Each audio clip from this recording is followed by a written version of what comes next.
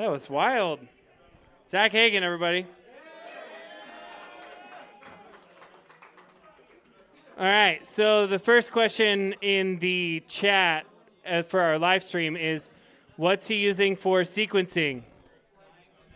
Oh, a lot of trickery. A lot of trickery.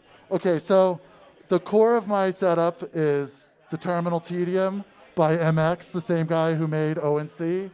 You got to make it yourself, of course. You can't buy this thing. And then, of course, I'm using WMT's Metron as well for the live stuff.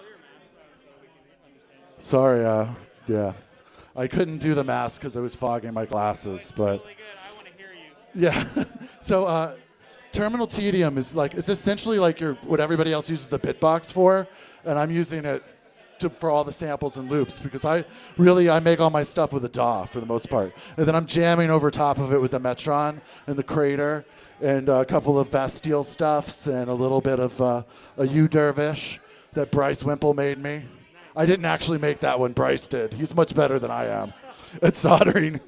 And yeah, I mean, it's pretty simple actually.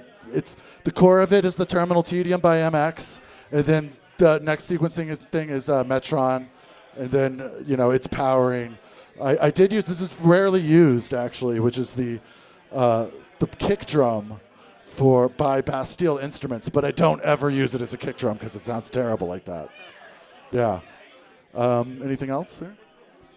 No, I think that's so. One thing that I don't think I understand the last time you told me about terminal tedium was that it has a clock that comes out. Do you like set that clock and that clock speed in your MP3 file that you make that you're playing over, or how does that work? Yeah. I use the same rim shot that Gerald Fjord uses to create the trigger, the trademark Gerald Fjord rim shot that you guys probably may know.